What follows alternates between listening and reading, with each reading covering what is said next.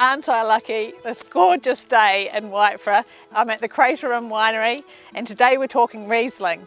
I'm going to be talking to Vineyard Manager Wesley Heron and I can't wait to hear all about it.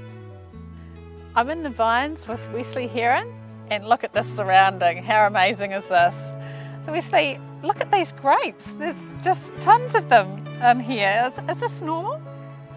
This year's been an exceptional year. Yeah. This year we've had a really good crop, and right now we're in the peak of autumn. We're getting those beautiful warm days, and then right at night time the temperatures just shut down. Right. So it's just been really good for the flavours, concentrating the flavours right at this time. Perfect weather for grape growing then and temperatures. Yeah. So, so we're looking at the Riesling here, yeah. and that is about a week from harvest. Okay. About a week away. So I see you've got these nets over all the vines. Yep. So what are you protecting from?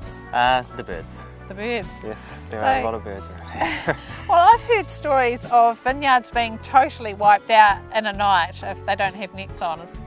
Can that happen? Yeah, you could go away for the weekend and then come back and find your crop decimated, yes. How devastating would that be? Yes, it happens, yeah. So you've got to put the nets on as soon as they're even slightly sweet. The birds will notice. They will. Yeah, so the nets are a must in North Canterbury. Right. Yeah. Okay, well we must make sure we put these back when we're done. Yes, yeah. Yes, absolutely. Okay, so let's look at this fruit because it's really interesting looking. Some of the grapes look lovely and full of juice, and some of the grapes are sort of dried like a raisin. So what's happening there?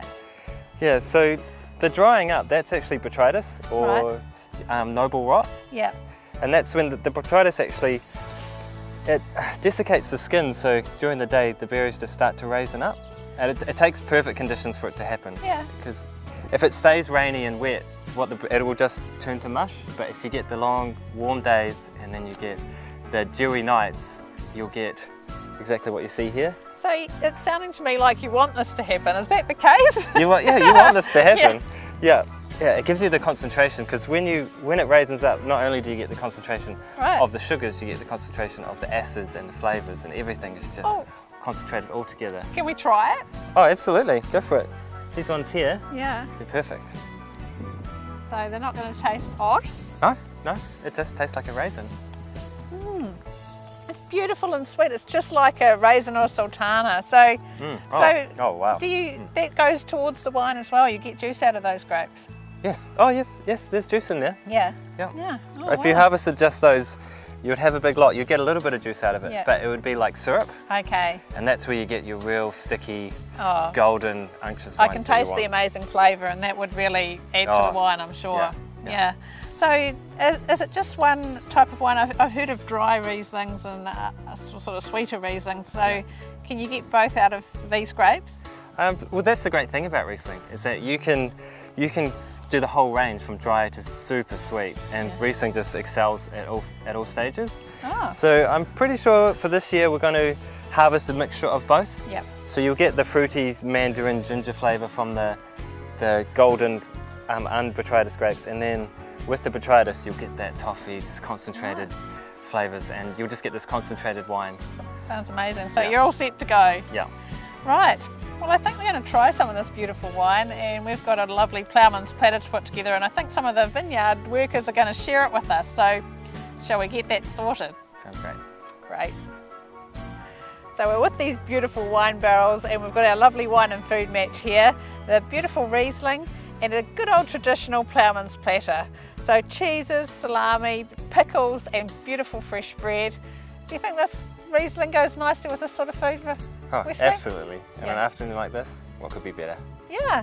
Would you just drink the Riesling by itself as well, or does it go with any other foods, do you think? Riesling you can have it by itself. It could be dry all the way to sweet, so you could have it with a wide variety of foods. Oh. Well, we better try it. Yes, we should. Sounds like it would be amazing. Cheers. Let's have a sip. Cheers. Yeah, so it is quite sweet, and it has that sweetness that we tasted in the grapes when we were in the vines, but it's just fruity as well. It's lovely, isn't it? Yeah, so this is the cleaner style of Riesling. You got that zesty lime and lemon, not so much botrytis in here. So yeah, this is great with this sort of food. Wonderful. So we're coming to the end of the day here, and looks like the vines are coming to the end of their period as well where the grapes are being picked. So the Riesling is the last grape to be picked, and what a great way to finish with a wine like that.